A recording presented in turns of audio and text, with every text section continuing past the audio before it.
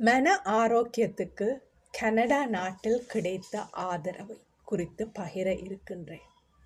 ஸ்ரீலங்கா நாட்டில் உடல் நோய்களுக்கு எவ்வாறு வைத்தியர்கள் கிளினிக் மூலம் சிகிச்சைகள் வழங்குகின்றார்களோ அவ்வாறான நிலைமைதான் கனடா நாட்டில் மனநோய்க்கு. கனடா நாட்டில் ஒரு வைத்தியரை அணுக வேண்டுமாயின் ஒரு வெயிட்டிங் லிஸ்ட் ஒன்று இருக்கும். இங்கே போல உடனடியாக போய் வைத்தியரை சந்திப்பது என்பது இலகுவான விடயமல்ல. ஒரு அப்பாயின்மெண்ட் எடுத்துத்தான் செல்ல வேண்டும். ஆனால் மனநோய், மன அழுத்தம், மன பிரச்சனை இருக்கும் போது உடனடியாக அங்கு ஒரு உதவியை நாடக்கூடிய அளவுக்கு அவர்கள் அங்கு வளர்ச்சி அடைந்துள்ளார்கள். பல அமைப்புகள், கல்லூரிகள், பாடசாலைகள் எல்லா இடங்களிலும் இந்த மன ஆலோசகர் இருக்கின்றார். அவரிடம் எப்பவும் எந்த நேரமும் செல்லக்கூடிய ஒரு வசதி ஒன்று இருக்கின்றது. அதே நேரம் டெலிஃபோன் கவுன்சிலிங்.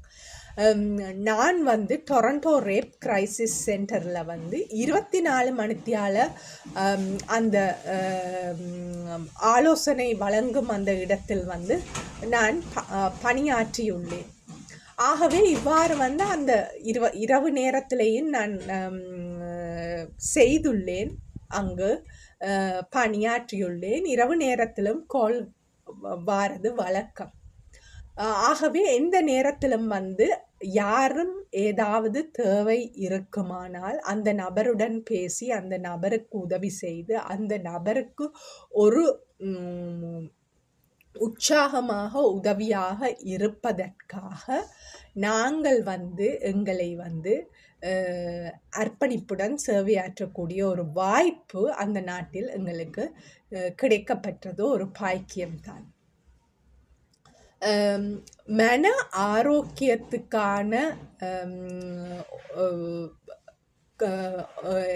அதாவது ஒரு மீட்டிங், அதாவது ஒரு சிம்போசியம் என்று சொல்லுவார்கள். அதாவது மன பாதிப்புகள்னால் ஏற்படும் பிரச்சனைகள், அவற்றின் வெளிப்பாடுகளை அவர்கள் கதைக்கக்கூடிய விதத்தில் அங்கே ஒரு சுதந்திரம் இருக்கின்றது. நான் முதலாக யோர்க் யூனிவர்சிட்டியில் அவ்வாறான ஒரு மன ஆரோக்கியத்தை நோக்கி அவர்கள் மாணவர்களாக அவர்கள் செயற்பட்ட ஒரு கூட்டத்தில் அல்லது இடத்தில் நான் பங்கேற்றேன். அங்கு பல படித்தவர்கள் உண்மையிலே அதுதான் எனது வாழ்க்கையில் நான் முதலாக இந்த மன ஆரோக்கியத்தை நாடி செல்ல ஒரு முக்கிய காரணமாக இருந்தது. ஏனென்று சொன்னால், நான் வைத்தியராக பணியாற்றிய பின்னர், பட்டம் பெற்ற பின்னர் நான்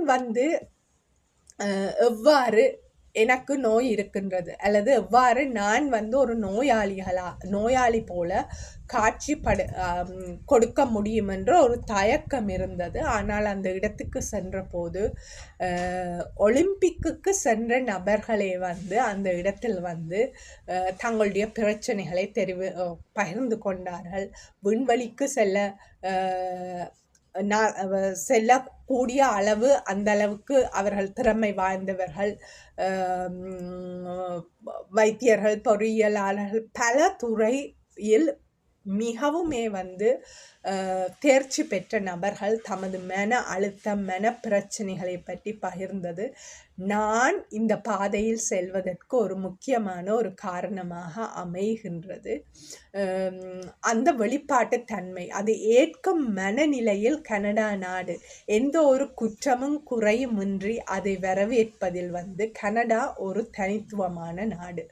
2019 ஆண்டு ஈஸ்டர் குண்டு தாக்குதல் நடைபெற்ற போது உண்மையிலேயே என்னால் 3 நாள் எதுவுமே சாப்பிட முடியவில்லை. கோபம், அழுகை, இது ரெண்டுமே எனக்கூடாக வெளியரங்கமாக வந்தது.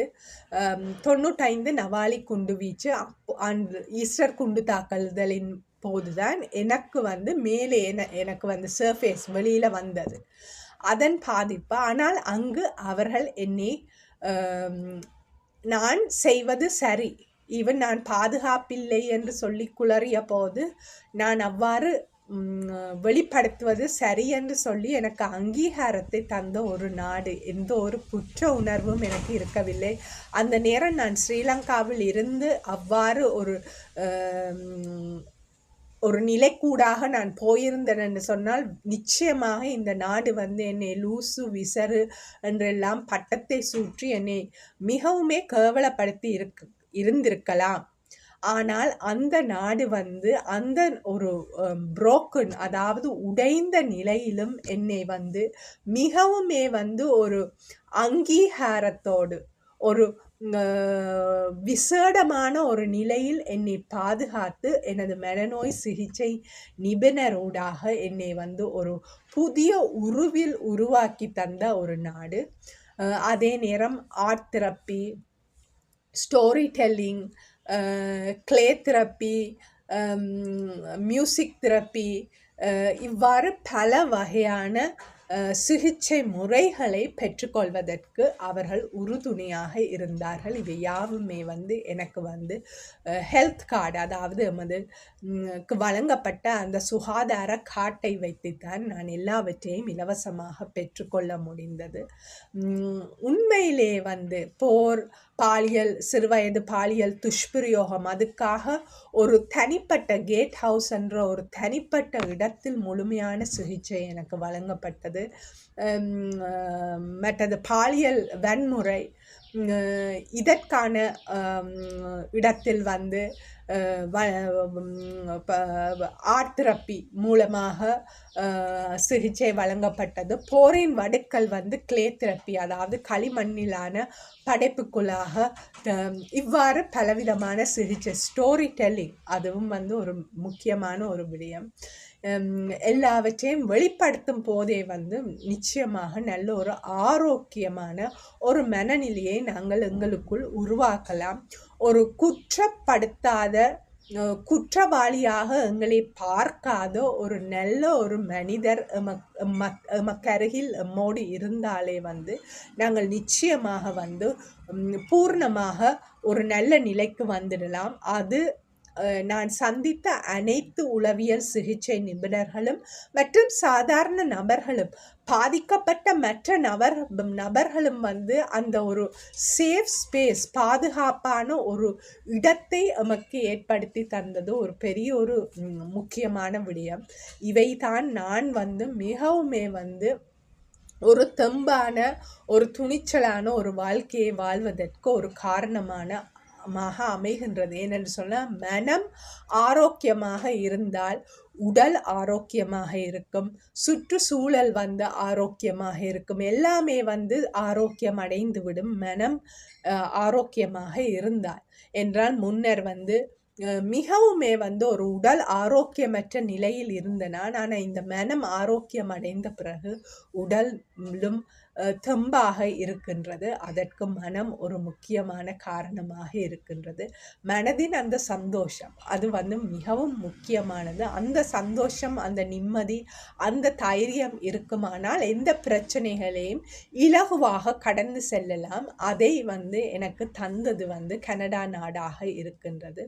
கோவிட் தொற்றுகையின் போது நான் அதற்கு முதலே எனது மனவியல் சிகிச்சையை பெற்றுக்கொண்டதால வந்து அந்த காலத்தில் வந்து அது பெரிதாக என்னை பாதிக்கவில்லை. அதே நேரம் வந்து அந்த காலத்திலும் வந்து ஜூம் ஊடாக மனநோய் சிகிச்சை நிபுணர் வந்து எனக்கு வந்து தொடர்ந்து சிகிச்சை அளித்து கொண்டிருந்தார். ஆகவே அது வந்து என்னை வந்து மிகவுமே வந்து பலப்படுத்திய ஒரு காலமாக இருக்கின்றது. ஆகவே இந்த மனநோய் என்பது வந்து வெட்கப்பட வேண்டிய அவசியமற்ற ஒரு விடயம்.